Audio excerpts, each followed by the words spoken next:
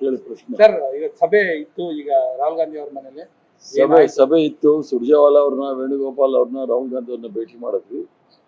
Congress president ಊರಲ್ಲಿಲ್ಲ, ಅವರು ವಾಪಸ್ ಬ್ಯಾಂಗ್ಳೂರಿಗೆ ಹೋಗಿದ್ದಾರೆ.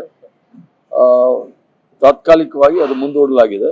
ಮುಂದಿನ ದಿನಾಂಕವನ್ನ ಯಾವಾಗ ಸೂಚನೆ ಕೊಡ್ತಾರೋ ಅವಾಗ ಬರ್ತೀವಿ. ಅಂದ್ರೆ ತಾತ್ಕಾಲಿಕ ಅಂದ್ರೆ ಏನು, 1 ವಾರ 2 ವಾರ? ತಾತ್ಕಾಲಿಕ ಅಂದ್ರೆ 1 ವಾರ 2 ವಾರ ಅಲ್ಲ, 2 ವರ್ಷನೇ ಹೋಗ್ಬೇಡಿ. ತಾತ್ಕಾಲಿಕವಾಗಿ ಕಾಂಗ್ರೆಸ್ ಅಧ್ಯಕ್ಷರು ಊರಲ್ಲಿ ಇಲ್ಲ. ಈಗ ಅವ್ರು ಬಂದ ತಕ್ಷಣ ಚರ್ಚೆ ಮಾಡಿ ಅದನ್ನ ಪ್ರಕ್ರಿಯೆ ಸಂಪೂರ್ಣವಾಗುತ್ತೆ. ಈಗ 1 to 1 ಎಲ್ಲರ ಜೊತೆ ಮಾತುಕತೆ ಆಯ್ತು. ಅಂದ್ರೆ ಸಿಎಂ ಅವ್ರ ಜೊತೆ, ಹಾಲಿ ಮತ್ತು ಮಾಜಿ ಸಿಎಂ ಕೆ.ಸಿ. ವೇಣುಗೋಪಾಲ್ ಎಲ್ಲರ ಜೊತೆ ಆಯ್ತು. ಏನಾದರೂ ಕಾಂಕ್ರೀಟ್ ಇದಕ್ಕೆ ಬಂದಿಲ್ಲ ಅಥವಾ ಕಾಂಕ್ರೀಟು ಅಥವಾ ಮಾರ್ಷಿನೋ ಏನು ಹೇಳಕ್ಕಾಗೋದಿಲ್ಲ. ಚರ್ಚೆ ಆಗಿದೆ, ಎಲ್ರದ್ದು ಅನಿಸಿಕೆಗಳನ್ನ ಅವರು ಆಲಿಸಿದ್ದಾರೆ. ತದನಂತರ ತೀರ್ಮಾನವನ್ನು ಕೊಡಬೇಕಾದ್ರೆ ಪುನಃ ಅವ್ರು ಯಾವಾಗ ತಾರೀಕು ನಿಗದಿ ಮಾಡ್ತಾರೆ ಆವತ್ತು ಬಂದು ನಾವು ಅವ್ರಿಗೆ ಪುನಃ ನಮ್ಮ ವಿಚಾರಗಳನ್ನು, ಅಭಿಪ್ರಾಯಗಳನ್ನು ತಿಳಿಸ್ಬೇಕಾಗತ್ತೆ, ತಿಳಿಸ್ತೀವಿ. ಇನ್ನೊಂದು ಸತ್ತು ಕರೆದ್ರು, ಒಂದ್ಸಲಿ ಕರೆದಾಗ ನಾವು ಇನ್ನೊಂದು ದಿನಾಂಕದಿಂದ ಬರ್ತೀವಿ.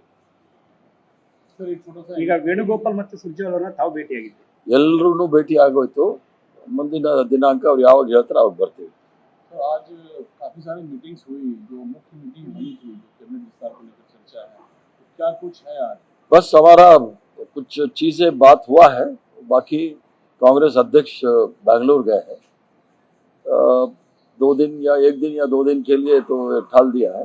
इसके बाद जब दोबारा चर्चा होता है तो हमको इतला कर देंगे, तब आएंगे वो. तो आपसे लेकिन पार्टी प्रमुख ने आज कई मीटिंग्स हुई, केसी साहब, सुरजेवाला साहब के साथ, सभी लोग अलग-अलग मिले, 10 जनपद पर भी मीटिंग हुई.